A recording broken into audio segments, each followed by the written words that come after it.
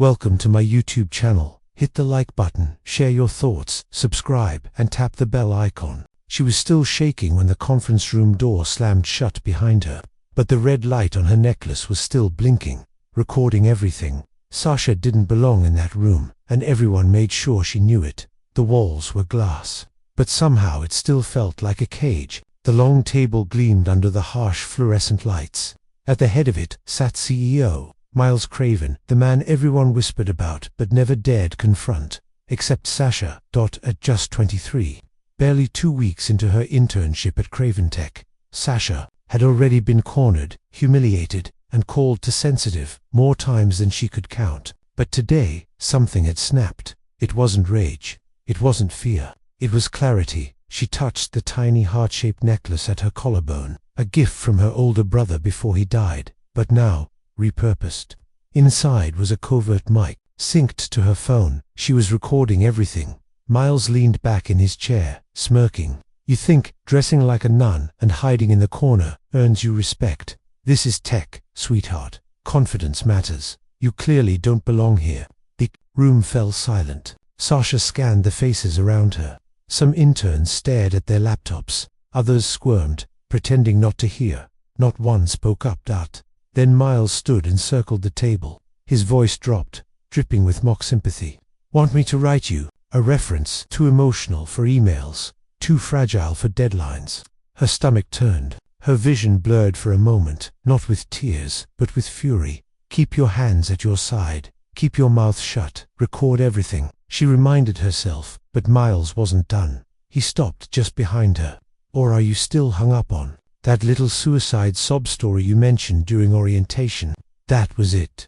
Sasha stood so suddenly her chair screeched against the floor. The room jolted. "You have no right," she started, but her voice cracked. Miles tilted his head, enjoying her unraveling. "Or, gonna cry now?" What none of them knew, what Miles didn't know, was that this entire meeting, from the moment he called her in with urgent feedback, had been captured live, not just recorded, streamed to a private channel, to a group of trusted contacts, to her lawyer, and to one particular ex-employee who'd warned her 2 days ago. "You're not the first, but you could be the last if you get it on tape." Earlier that morning, Sasha had woken up to an email with no sender. The subject line, "They'll never believe you without proof." Attached 3 anonymous testimonies from former female interns, all detailing the same pattern: informal meetings, feedback, gaslighting, then silence, then NDAs. One girl disappeared completely from LinkedIn.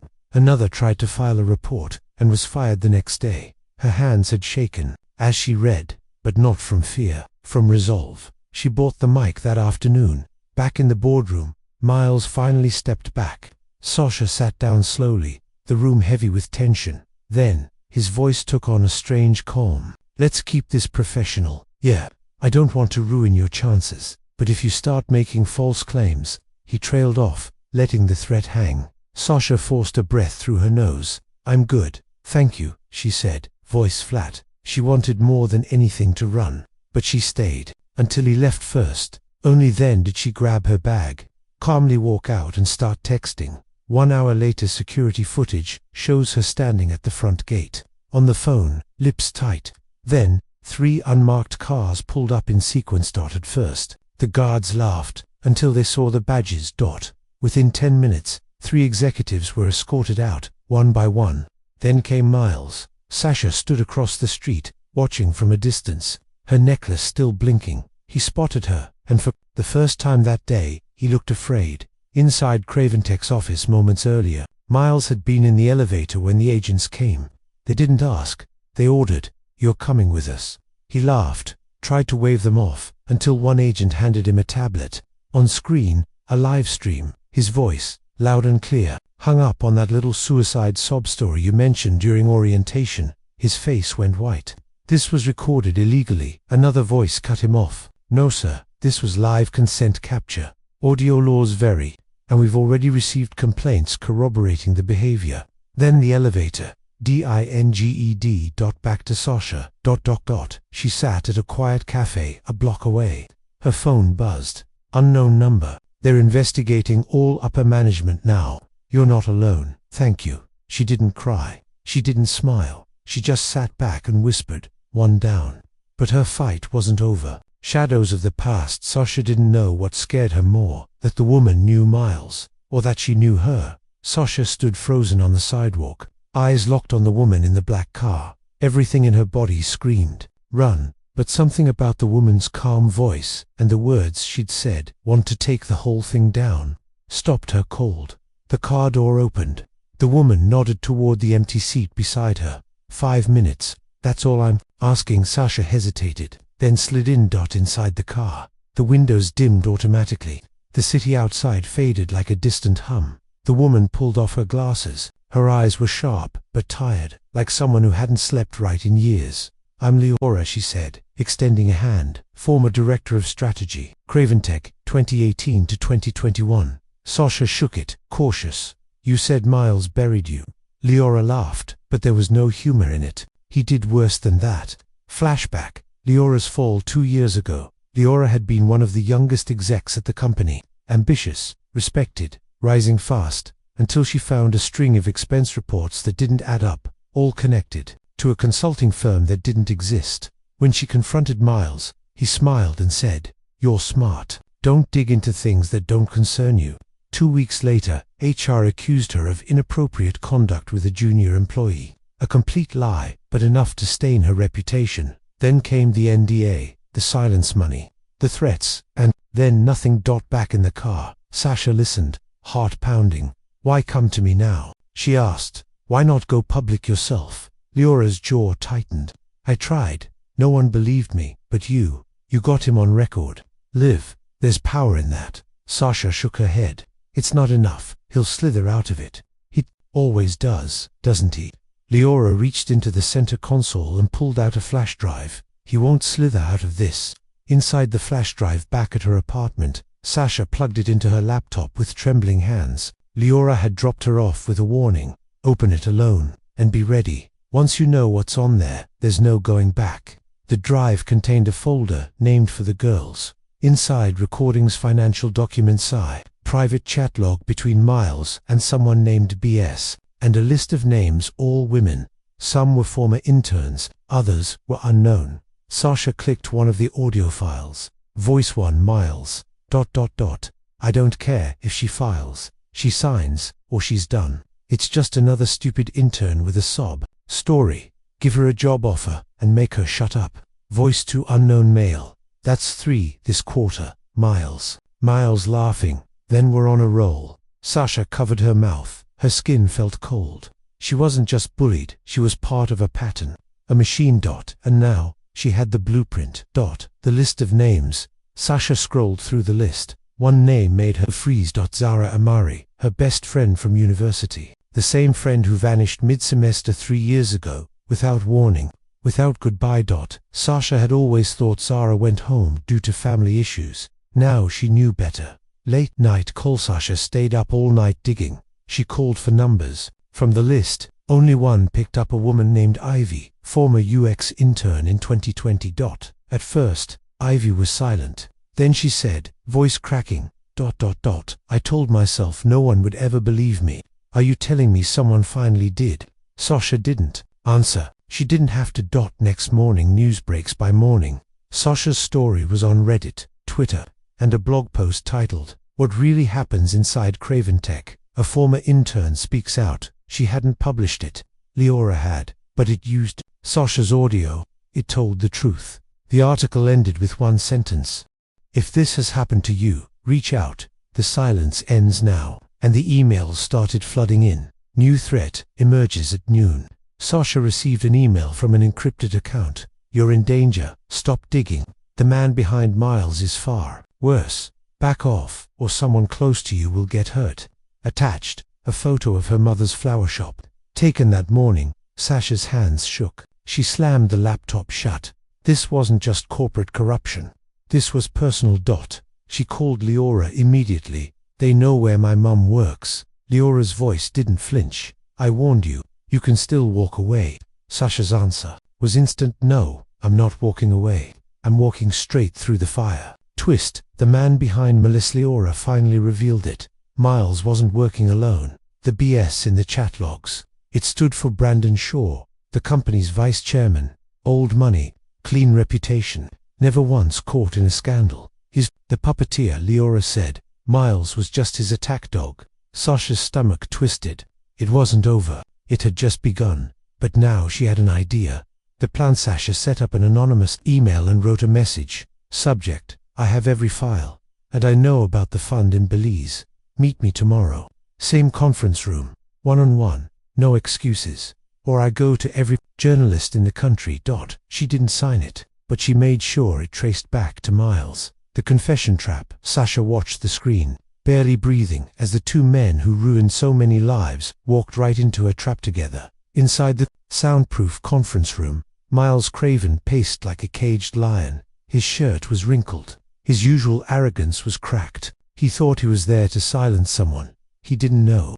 Sasha had already left. The Batenad was listening from a hidden surveillance setup in the abandoned IT room upstairs. 5 minutes after Miles arrived, Brandon Shaw entered, cold, unbothed.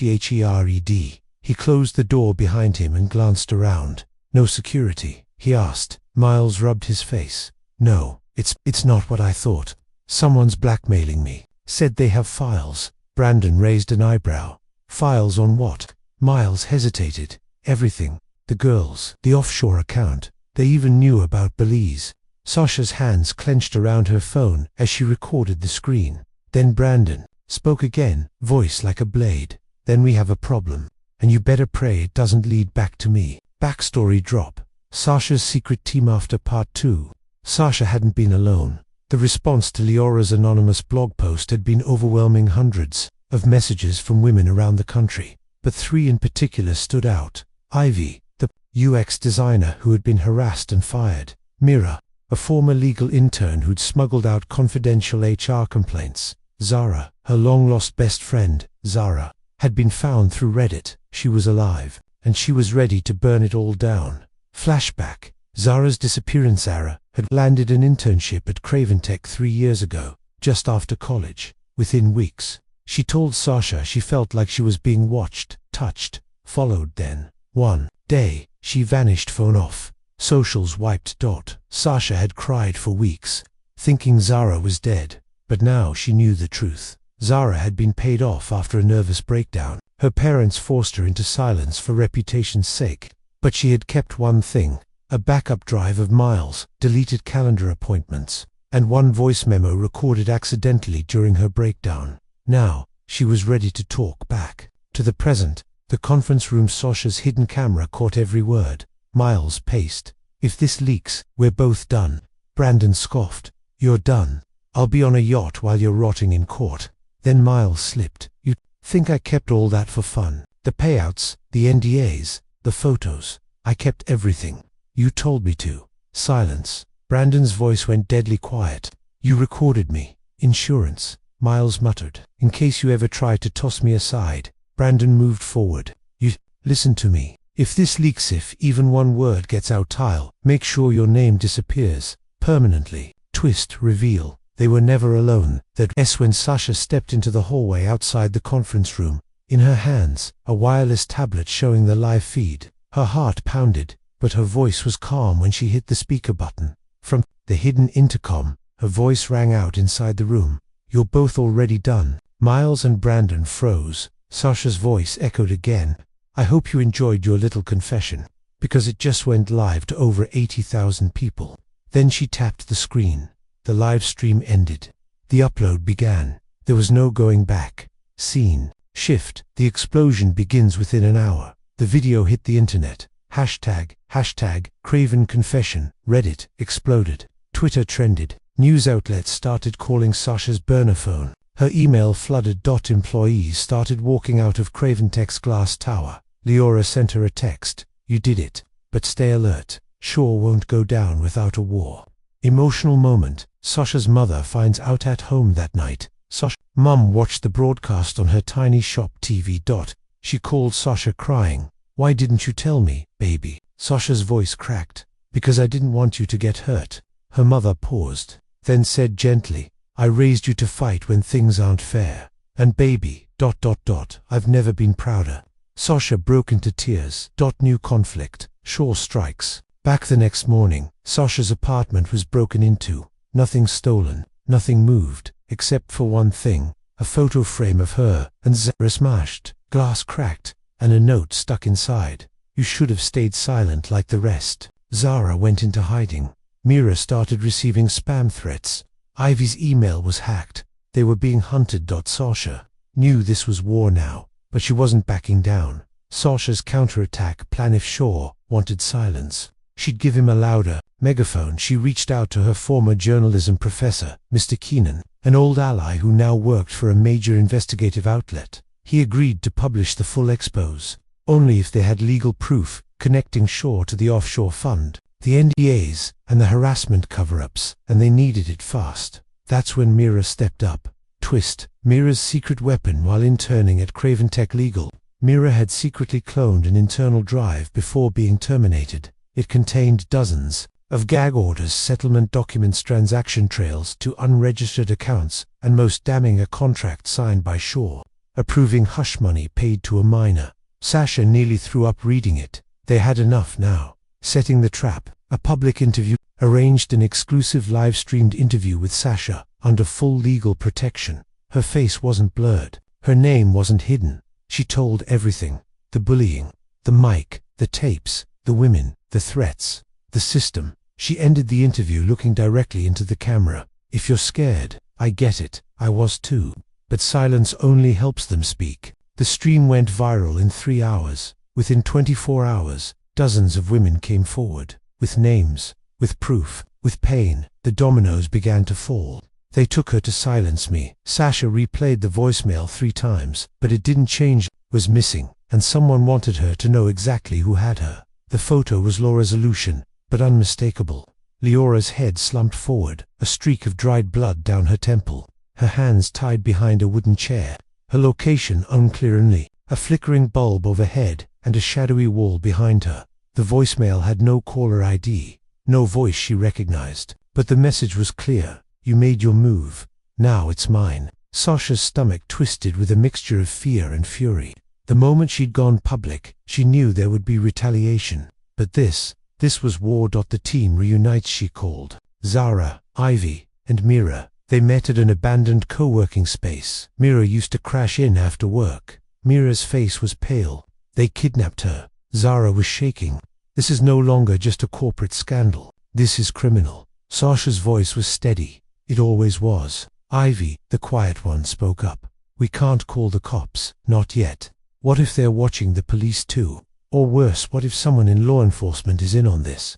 Everyone went silent. Then Sasha said, we find her ourselves, and we leak everything. No more slow reveals. We drown them in truth. The clue inside the photo. Zara zoomed in on the picture of Leora there, she said, pointing to a wall corner in the background. Graffiti, a faded symbol, a number below it. 17X, GK. Mira gasped. I've seen that before. It's a service tunnel tag. From the old Gridkill warehouse on the east side, near the docks, an abandoned factory. Sasha asked. Zara nodded. Shut down for 5 years. Now it's just used by gangs or corporate trash like them trying to stay hidden. Ivy whispered. Then that's where we go. Risky rescue plan. They planned fast. Ivy had a brother who used to work in private security. He agreed to come armed, discreet, no questions asked. He brought 2 friends with him. Sasha insisted on going herself. She risked everything for me. I'm not sitting this out. At 11:47 p.m., they arrived in 2 cars, lights off, hearts racing. The building loomed like a forgotten monster, dark, rusting, hollow. They split into 2 teams. Inside the Gridkill warehouse, the interior smelled of mold and burnt wires. The flashlight beams trembled over broken desks, shattered glass, and deep shadows. Then Ivy's voice crackled in Sasha's earpiece. I see her. Far end, room with metal door, 1 guard. Sasha's grip tightened on the stun device she carried. Seconds later, they were in position. One of Ivy's brother's friends created a distraction glass, shattering in another hall. The guard left the door. Mira rushed forward, picking the lock with the shaky speed of someone who'd done it once in college. To escape a dorm prank. Click. Door open. Leora slumped, groaning. I'm okay, she whispered. They just wanted to scare me. Get me to name sources. They helped her up. We're not running anymore. Sasha said. We're ending it. The master file on the drive back. Leora handed Sasha a USB drive. I didn't get caught because I slipped up. I got caught because I went after this. She plugged it into a laptop. Inside was the master file, a compressed archive of 2.3 gigabytes of damning evidence. Secret payroll to private investigators who tracked women after termination. Signed. Deals with crisis PR firms to discredit victims. Online email chains between Shaw, Miles, and a third figure, Senator Albrecht, who had received donations through Craventech's philanthropy fund. This wasn't just corporate corruption, that it was political. Twist. The senator's involvement. Mira sat stunned. He's on the Education Oversight Committee. That's why the police hesitated. That's why they thought they were untouchable, Sasha said, voice low. They had a government shield. Ivy asked the one question hanging in the room. What do we do now? Sasha looked up. We go nuclear. Going public. The final upload. They spent the next 12 hours organizing files, verifying timestamps, redacting victim names, and writing one final ironclad statement. They uploaded the archive to a secure public transparency site. Then Sasha recorded a video, raw, unscripted, honest. She stared into the camera. They tried to silence me. They took my friends. They buried the truth. But I'm still here. We all are. I'm not doing this for revenge anymore. I'm doing this so no girl has to walk into a room like I did, alone, afraid, and unheard. The video went live. Within 45 minutes, hashtag shutdown Craventech was trending in 27 countries. The collapse begins. Major networks picked it up. Craventech's stock crashed 61% in a day. Senator Albrecht's campaign went under federal review. Brandon Shaw was placed on indefinite leave, then disappeared. Miles Craven was arrested at a private airstrip, trying to leave the country. Sasha watched it happen on the news. She didn't cheer. She didn't cry. She just exhaled, deep, shaking, and full of release, emotional closure. Seen a week later, she stood outside her mother's flower shop. The sign read, "Closed for healing today." Inside, Zara, Myra, Ivy, and Leora sat at a round table, sipping tea. They were scarred, changed, but together. Zara leaned over. "You okay?" Sasha nodded slowly. "For the first time in a long time, I think I am." Outside, a young girl walked past holding her mother's hand. She stopped, looked at Sasha, smiled shyly, then said, "Are you the girl who made the bad men go away?" Sasha knelt. "Not just me, we all did." The little girl nodded and skipped away. The enemy inside the message glowed on Sasha's screen like a fresh wound. "He knows your name." Sasha stared at the text. The room around her faded. The laughter of her friends at the tea table vanished into silence. All she could hear was the blood pounding in her ears. Someone had taken Shaw's place, and they already knew who she was. She rushed to her laptop and traced the number. Mira leaned over her shoulder, typing furiously into her tracking software. "No. IP, rerouted through 5 countries. Whoever sent this knows what they're doing." Zara asked, "Do we have a new target now?" Sasha didn't answer. Not yet. She was still trying to figure out, was this just a scare tactic or something worse? The company is under new leadership. The next morning, Craventech issued a public statement. "We are deeply disturbed by recent events. The company is undergoing leadership restructuring to restore public trust. Effective immediately. Interim control will be assumed by Dr. Cassian Reeve." The name hit Sasha like a brick. Zara gasped. "Wait, isn't that the psychologist guy? The corporate ethics consultant?" Mira nodded slowly. "He's the one who used to train CEOs on image. Rahab. Speaks at those rich people summits.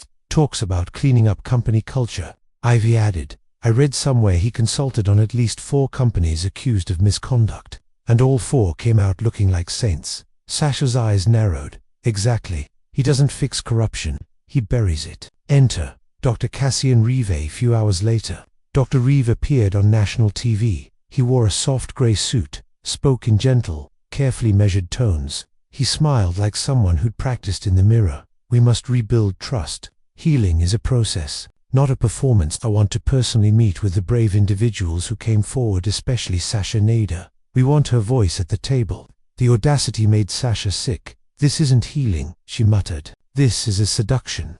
Private meeting requests. That same evening, Sasha received a formal invitation. "You are cordially invited to a private roundtable on survivor-led reform, hosted by Dr. Cassian Reeve, Location, Craventech, 16th floor.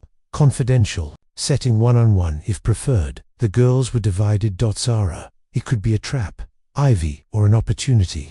Myra. If we don't go, they control the story. If we do, we take it back. Sasha paused, then said, I'll go. The meeting. Truth in disguise. The 16th floor was newly remodeled. Too clean, sterile. Sasha was offered water. Declined. Dr. Reeve entered calmly. No security, no smirk. Just that perfectly neutral face. Ms. Nader, he said, sitting across from her. I admire your strength. She said nothing. He leaned in, folding his hands. I'm not here to defend Miles or Shaw. Their actions were disgraceful. But if you burn everything down, thousands of innocent employees lose their jobs. Families suffer. There's a better way. Sasha's jaw tightened. You mean silence, polished silence. Reeve shook his head gently. No, I mean narrative. Control. We publish your story but through our platform.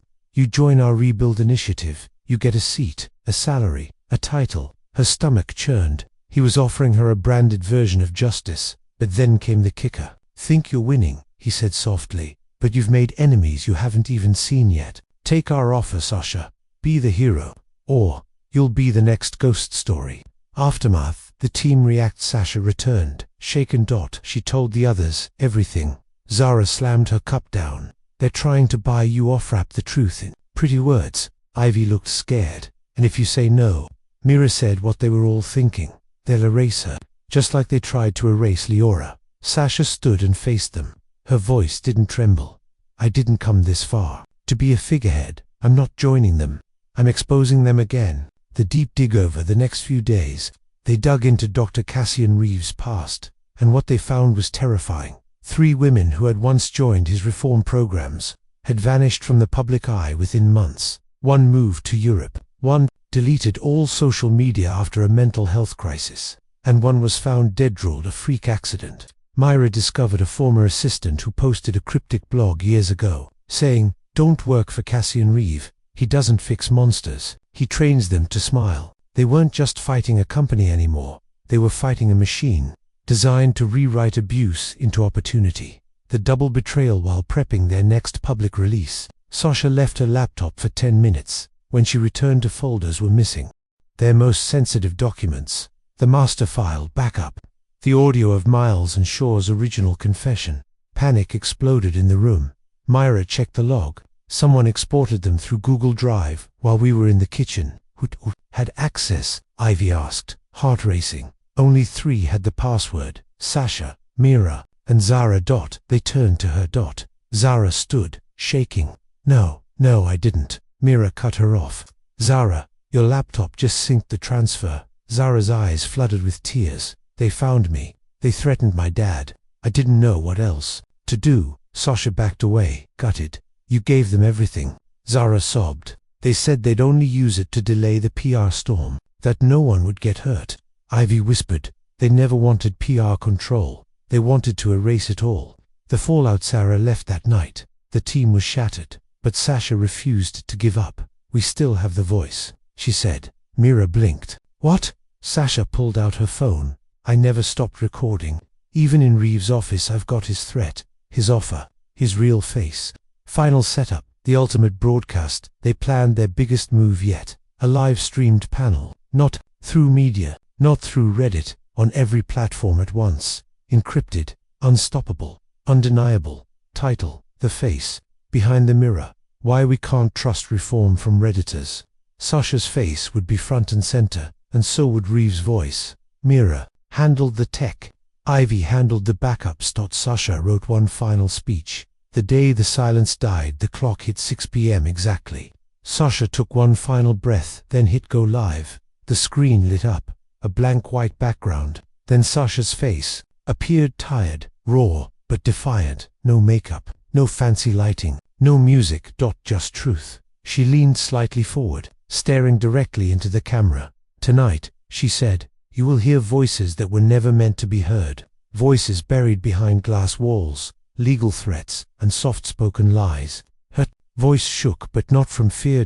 From power. The broadcast begins. Over 317,000 people tuned in within the first 10 minutes. By the 30-minute mark, That number crossed 0.1 million across platforms. Sasha didn't just speak, she played audio files, displayed documents, read victim testimonies, explained how Craventech had weaponized its power, and how Dr.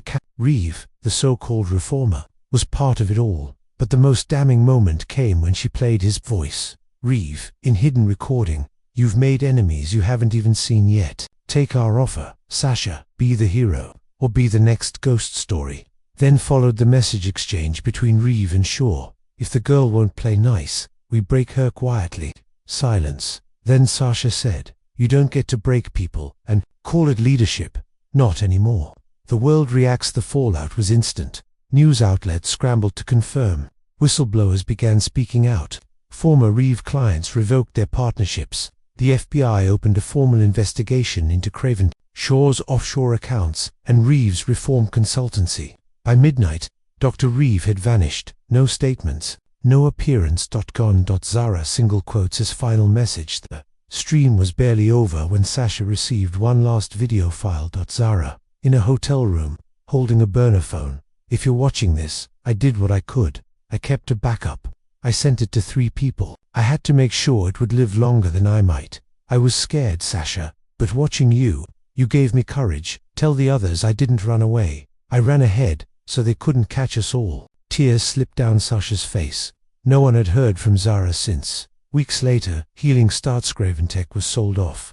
Executives arrested, victims compensated, and more importantly, Dash believed Sasha didn't go back to tech. She started a foundation, the Red Light Project, named after her brother's Micah's gift, that caught the truth. It offered legal and digital protection to whistleblowers, especially interns and survivors of corporate abuse. Ivy joined the board, Mira became head of research, and Leora recovered determined ran trauma response outreach. Public recognition. Sasha was asked to speak at a national conference on digital ethics. She stood on stage, looking out at the crowd, not of CEOs, but of survivors, allies, and fighters. Her speech was short. They thought silence was a strategy, but silence is not peace. It's just pressure, and pressure always bursts, especially when someone dares to speak. The room stood in thunderous applause. Emotional closure. Seen Sasha at the river one evening.